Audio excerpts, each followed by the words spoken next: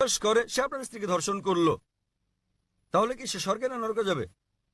মাফ করবেন। যদি একজন খ্রিস্টান হুম। এসে আপনার স্ত্রীকে ধর্ষণ করে, যে বিশ্বাস করে যীশু খ্রিস্ট তার পাপের জন্য মারা গেছেন, তাতে যে পাপই করুক না কেন তার পাপ মোচন হয়ে গেছে। তো না। যীশু খ্রিস্ট যদি তার পাপের জন্য মারা গিয়ে থাকেন, এর অর্থ সব খ্রিস্টান পুরুষরা নারী ধর্ষণ করলে কোনো পাপ হবে না, না? কখনোই না।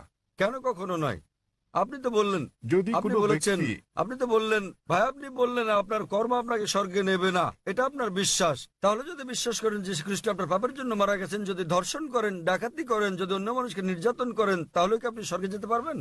সে খ্রিস্টানই নয়, যদি সে এমন কাজ করে, সহজ কিন্তু ব্যাপার। তিনি তো যীশু খ্রিস্টকে বিশ্বাস করেন, এমন খ্রিস্টান অনেককে না। আমি চিনি।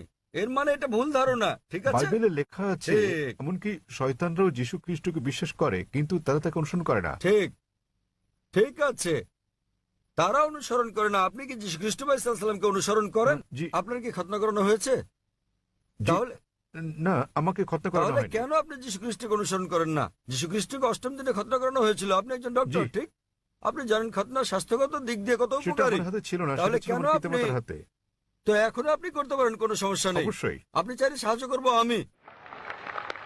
1 নম্বর পয়েন্ট। 2 নম্বরটা হচ্ছে, আপনি কি শূকরের মাংস খান ভাই? না, কেন আপনি শূকরের মাংস খান না? ওল্ড টেস্টামেন্টে তা উল্লেখ আছে ঠিক। এবং ঈশ্বর তা উল্লেখ আপনি কি করেছে। মাদক সেবন করেন? আপনি কি মদ পান করেন? না। ভালো। আপনি কি বিশ্বাস করেন যীশু খ্রিস্ট ঈশ্বর?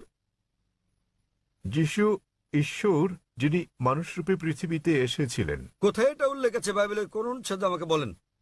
বাইবেলে কোন অনুচ্ছেদে? হ্যাঁ, বাইবেলের কোন অনুচ্ছেদে? কোন অনুচ্ছেদে কোথায় যীশু খ্রিস্ট নিজে বলেছেন যে তিনি ঈশ্বর? ধরেন যদি কেউ আপনাকে ঈশ্বর বলে, আপনি কি বিশ্বাস করবেন আপনি ঈশ্বর? কেউ যদি আমাকে ঈশ্বর বলে, আমি কি তা বিশ্বাস করব? এই বিষয়টা মনে রাখা দরকার। যীশু খ্রিস্ট কখনো নিজেকে ঈশ্বর দাবি করেননি। প্রকৃতপক্ষে আপনি গসপেল অফ ম্যাথিউ অধ্যায় নম্বর 19 অনুচ্ছেদ 16 ও 17 দেখবেন, এক ব্যক্তি যীশু খ্রিস্টের কাছে এসে বলল, ও গুড মাস্টার, কি ভালো কাজ করলে আমি অনন্ত জীবনে প্রবেশ করতে পারবো?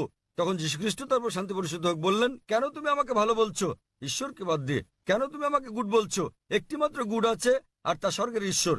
এবং তুমি যদি অনন্ত জীবন পেতে চাও, তাহলে উপদেশ বাণী মেনে চলো। তিনি কখনোই বলেননি যদি স্বর্গে যেতে চাও তোমরা আমাকে ঈশ্বর বলে বিশ্বাস করো। তিনি কখনো বলেননি যে তোমরা বিশ্বাস করো আমি তোমাদের পাপের জন্য মারা গেছি। তিনি বলেছেন যদি স্বর্গে যেতে চাও তাহলে উপদেশ বাণী মেনে চলো। আর এই উপদেশগুলো কি? ডাকাতি করো না, তোমরা মদ খেও না, প্রতিবেশীর স্ত্রীর প্রতি লালসা করো না। উপদেশ